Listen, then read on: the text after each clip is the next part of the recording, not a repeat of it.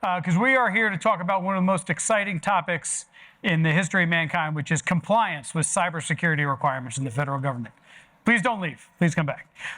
No, in all seriousness, look, the reality is, public sector, we all know there are external pressures that can impact mission performance, and we're going to talk about how to leverage Elastic to help agencies improve efficiency in meeting those evolving mandates while focusing on mission delivery to improve the services to citizens. My name is Ryan McCullough. I'm the Executive Vice President and Chief Strategy Officer at Shorepoint. With me is James Patiglio, our Executive Director and Principal Solutions Architect, who's going to speak through some use cases of how we've applied Elastic to meet some of these evolving challenges. So first, a little bit about Shorepoint. Shorepoint is a cybersecurity services and consulting firm. We have a full portfolio of both defensive cyber and offensive or adversary emulation cyber services. Our capabilities across each one of the lines of business you see reflected here has component elements of, we use component elements of the Elastic Stack to deliver value across these different functions. And today's discussion is going to contemplate the overlap of these lines of business that we have and how we improve security data integration to ensure rapid adaptability to both operational and compliance or OMB mandates, DHS BODs, things like that requirements. So I'm going to talk a little bit about the operating environment. We recognize that you, all of you as departmental leaders or IT or cyber professionals, the primary focus is and must be on the mission and operational priorities or initiatives that have been defined by the agency. The nature of the operating environment within which you operate is becoming increasingly dynamic. There's a constant and seemingly increasing kind of rhythm of evolving mandates and requirements or external guidance with which the organization must contend. From the foundations of Executive Order 1408, many other memoranda that fell out of that, driving priority requirements such as zero trust, enterprise logging, updated FISMA reporting requirements, things of that nature. You see requirements from groups like the NSTAC that is driving reports around IT and OT convergence, which is just going to increase monitoring and requirements for the agencies. And you also have the best practice guidance from things like NIST that are constantly evolving. You see workshops happening now for the next version of the cybersecurity framework that people are going to have to be adapting to and making sure that the agency is meeting these and being responsive to these requirements. Now, all these requirements are built for very good reason. The adversaries are constantly evolving their tactics, techniques, and procedures. We have to continue to adapt to the way that that threat landscape is changing. The unintended consequences of that, I'm sure none of you are familiar with, are things like as these things roll out, the first thing that happens is what? You get a data call, right? Who here has done a data call on a spreadsheet in the last kind of 6 months to try and be responsive to a mandate, right? Think about the level of effort that goes into trying to take the limited cycles that are available to the cyber professionals and IT professionals to be responsive to data calls on spreadsheets when we could be taking more deliberate action to protect the environment. You also get a sense there's dynamic priorities. There's a lot of overlap between these different mandates and requirements that are out there. So what you see is you see repetitive or I guess duplicative efforts that are taking place, and you also get a sense that there is such a dynamic set of priorities that everything becomes important, which means nothing's important. We find ourselves spending time on meeting the mandates or milestones and requirements that have been published, and not on the things that the agency leadership and the mission demand in terms of service delivery to citizens and otherwise. The other challenge with some of these mandates is you end up with some subjective performance assessments that are effectively delivered based on best efforts, right? It's there might be some ambiguous guidance about what needs to be achieved, but there's some subjectivity in terms of how you define whether or not you've achieved it, let alone the fact the auditor may have a different perspective on that when they come look at how you've decided to achieve a certain outcome. And of course, all of this leads to a reduced focus on the mission services and the services to citizens that the agency is really trying to prioritize. So the approach that we've taken and that we want to share with you guys is really we've started to apply an approach that seeks to limit the unintended consequences by establishing a common data pipeline architecture that consistently and efficiently collects, stores, shares, and enables analysis of data from a broad and disparate set of sources. James is going to speak at some length about the different aspects of that data pipeline in a minute. But I wanted to kind of demonstrate here what we are doing is we're establishing the mechanism to assess mission and operational value of data to address agency-driven use cases, while also contemplating applicability to the mandates, milestones, and reporting requirements as they are released. So creating that ability to build the platform to be rapidly adaptable. The overlap between these events gives us an opportunity, or between this guidance, or across the guidance, gives us an opportunity to start to evaluate kind of the most efficient steps that we can take to address the broadest number of policy requirements while also maintaining that alignment to already defined agency mission objectives. We do that through some mission-driven analytics where we can produce some quantitative and qualitative scoring analysis to help agencies determine what those quick steps are that can help them rapidly evolve and adapt to the environment. What we produce with that is, number one, a reduction in actual need for data calls, right? We've got access to the data, it's automated, we've got the data in a common platform where we can pull that stuff together and be able to be responsive to the needs as they evolve or as new guidance is released to be able to do the gap analysis. We've built that foundational capability to ingest the new guidance as it comes in or the new mandates. And we are able to kind of build demonstrable and defensible proofs of performance, right? So establishing metrics-based alignment, or being able to define metrics and then show that visually to demonstrate your performance to help support audit requirements and things like that, all while leaving the IT and cyber professionals to go about doing the work that's important for the agency and focused on the mission. And this last part's really important, that demonstrable, defensible piece, because that is the part that helps you kind of extract yourself from having to be responsive to data calls and things like that. And James is actually going to demonstrate how we've done that in support of at least one of these use cases for one of these memorandum being the M2131 logging requirements. And so with that, I'll turn it over to James. Thanks, Ryan. All right, so how do we get from a new policy or memoranda into something tangible? Well, it always starts with understanding how well defined the end state and requirements really are. In this case, it makes M2131 focused on enterprise logging requirements a great use case to showcase because it has very clear defined requirements while maintaining a little bit of flexibility where relevant. Now, the way we start is we break this down into an easily referenceable requirements matrix. We do this because it gives us that common ground when we're talking with stakeholders to include our auditing teams to ensure that our interpretation of the verbiage is in line with theirs. From this, we can figure out how we're going to demonstrate compliance. In some cases, it's going to be potentially very easy. It might just be documentation. Take the CISA and FBI access requirements. We can document how we can export data out of the system to handle those requests, or if it's relevant to that use case in that particular system, enable a technology like cross-cluster search for near real-time access. So in my mind, the requirements that are more interesting are the ones where you have to develop metrics and automated processes to demonstrate ongoing compliance or highlight areas that need attention.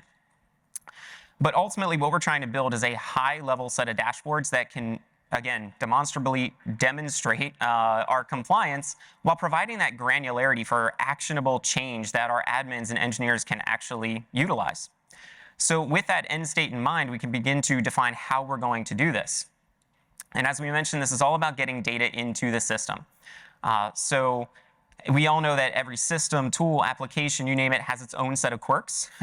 And that's no more apparent than when you look at the logging data. If you're lucky, it's going to be machine readable. Think JSON or something with a consistent, well-defined schema. And if not, well, hopefully you have a coworker that loves regex. But once you've parsed it, how do we actually make it usable? And that's all about mapping. So, a very simple use case, source IP address. One system might call it source.ip. Another might be a shorthand notation. And then another one might use a even less immediately identifiable format, id.orig_h. Now, we absolutely can just take this data and shove it into Elasticsearch. But that makes the job of those actually using the system extremely painful. You can't effectively pivot or correlate across these data sets and makes our job as content developers nearly impossible. Worse, imagine the scenario when you have that fourth data set or yet another data set that has another way of referencing the same thing. So tying this back to Elastic, we all know and love Beats and Elastic Agent. But why? It's because they solve so many of these challenges for us. Whenever you install a new module and integration, behind the scenes, Elastic is adding ingest pipelines to format, normalize, enrich your data. It's also adding index templates, which are basically adding, among other things, the mappings that will take that data and store it in ECS or Elastic Common Schema. What's great about the Elastic Common Schema is it's a common taxonomy that ensures we have essentially one way to reference all of these potentially disparate ways to talk about our data. It's also extremely extensible and flexible, as we're going to talk about. It would take me a couple sessions to kind of do any justice to the Elastic Common Schema, so I only call out one in particular here, and that's event.original. The reason I do this is because for the event forwarding category requirements, you'll see one in there for agencies must ensure the original log can be replayed for future use. With just a couple of configurations and tweaks, you basically have this capability out of the box.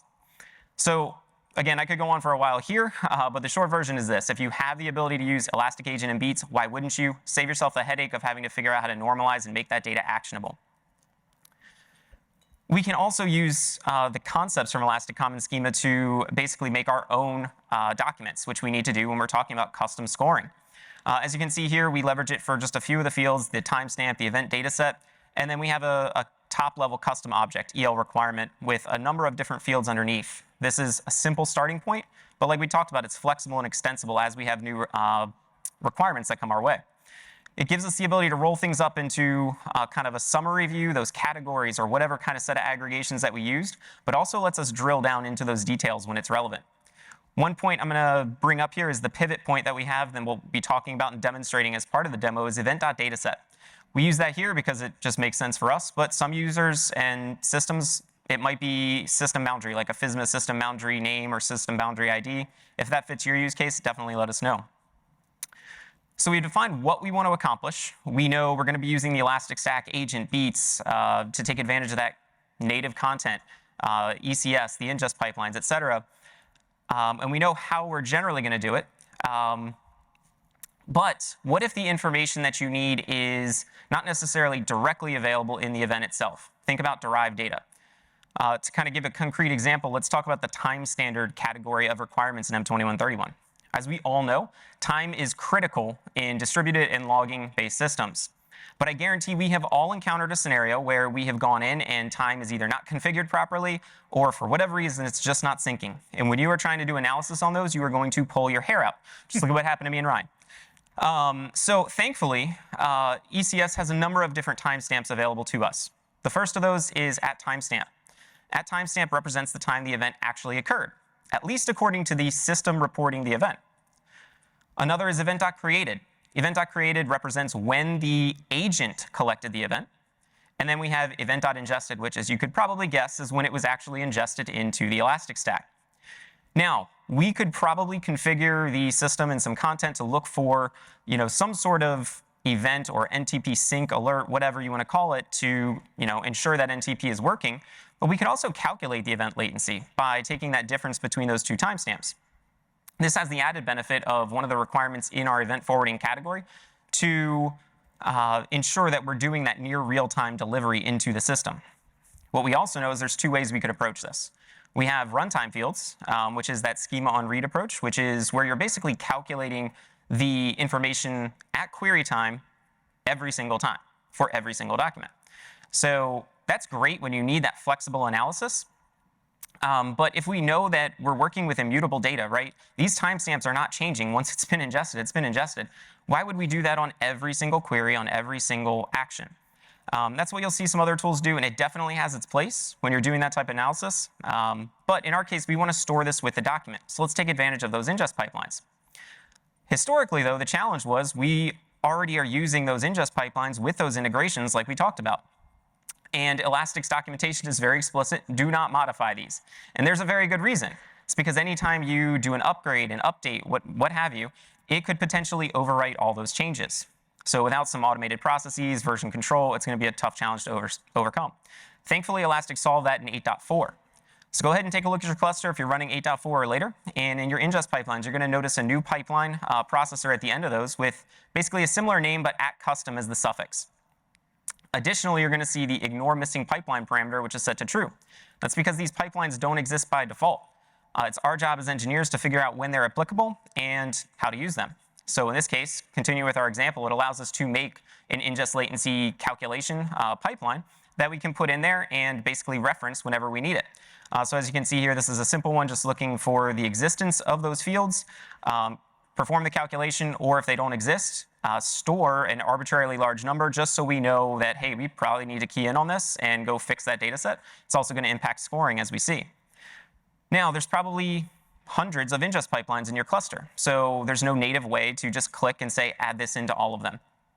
Wouldn't make sense anyway. But thankfully, again, Elastic has a very well-documented open API and pretty much any client library you can think of in terms of the language of your choice. So what you can see and what this provides us is programmatic access to the cluster. So this is just a very simple Python script that demonstrates how you can connect to the cluster, get all of the ingest pipelines, iterate through all the processors, find the ones that are suffixed with at custom, and print those out to the screen. You could use this as a simple shell to then create some way to automatically load all of your custom ingest pipelines into the ones that currently exist and support them. Custom code also gives us the ability to handle complex operations. And I use quotes there because maybe it's not truly complex, but maybe you just need a way to more intuitively or naturally solve a problem. Maybe you think better in Python and Go than you do in Painless. I definitely do. So continue our existing example with the ingest latency. We wanted to figure out a way that we could score this, and normalize that score across some parameterized set of inputs. In this case, we use 60,000 milliseconds or 1 minute for that upper or lower bound, I should say, and a maximum of 600,000 seconds for an upper bound of 10 minutes. Basically, 1 minute or less, you got a perfect score, 1. And if you got 600,000 or more, you got a failing 0. Everything in between was normalized. Now, could we have done this with ingest pipelines, painless scripting, and maybe some other features? Probably. Where we ran into where we ran into problems was when we took that final aggregation and needed to split it into multiple documents. Those familiar with Logstash, there's a clone processor. That clone processor lets us take one and split into many. That doesn't yet exist in ingest processors, so for this particular use case, this was the simpler solution. But where possible, we always want to take advantage of the native features to Elastic, which brings me to the last one I'll talk about today, transforms. So as you notice, we are storing the timestamp with our time series metrics data that we're storing in our cluster. That gives us a great view from a trending perspective. We can see, are we going up? Are we not? Are we, failing? But what if we want to look at just the current point in time or a snapshot of our data? Now, we could absolutely do a search, sort by timestamp, do some aggregations, and take that top result. The problem is when we're talking about very high ingest scenarios, which are going to be the case with logging, observability, M2131 compliance, like we've been talking about, performance is paramount. We always want to make sure we have the most minimal impact possible. So for that, we take advantage of the latest transform. Latest transforms are different from pivot transforms in that basically you give it a target or a source index or source data set along with a couple of different fields that essentially represent a unique event. Also give it a timestamp field, and Elasticsearch will monitor that and basically summarize all of this into what we call an entity-centric or summary view in another index. Well, what this gives us is optimized performance when we need to do queries against this. Rather than searching many thousands, we're now only searching maybe a few hundred. All right, so I've been talking for quite a while. So I'm just going to kind of summarize things and kind of bring this all together. So basically, we have beats sitting here, and we're collecting all this information, shipping it into Elasticsearch, hit those ingest pipelines, get that formatting, all that normalization, all the goodies we talked about. The ingest pipelines forward it to our custom ingest pipeline, which gives us the kind of extra flavor and magic we need for the event latency and things we talked about. Send all that into our destination index, which are all those indices backed by the logs-star pattern that you're used to searching. External to Elasticsearch, we have a custom process that sends in queries and gets aggregations and all these results back, performs the scoring functionality, any other formatting we need to do, and sends it into our time series metrics index. From there, we can use that for trending, but also Elastic uses that latest transform to collect that data and give us that summary metrics view. You can see here this gives a very logical progression of how do we have that holistic view and the ability to drill down. So just a very quick demo of this before we wrap up. Basically ingested a Zeek data set. You go to our compliance overview. We can see here on the left side, it's a heat map showing all of our event.data sets. On the bottom, we have all the different time categories. You can see we're not doing very well in any of them. So sticking with our time standard, we just pick one in particular and do a drill down into the data set and category view. We see NTP is really what's causing us to fail here. So we can, again, click into this, drill down to a scoring details, and expand out this particular document. And see we have a 0 as expected, and it's due to our latency average being so high. Clicking the event.dataset pivots us into Discover. From here, we see 15 minutes wasn't enough. Makes sense without latency. Change it to years, and we can, in fact, see that all of this data represents the fact that it was ingested from 2011. Production scenario, hopefully you don't have 12-year ingest delays. Probably something else to resolve.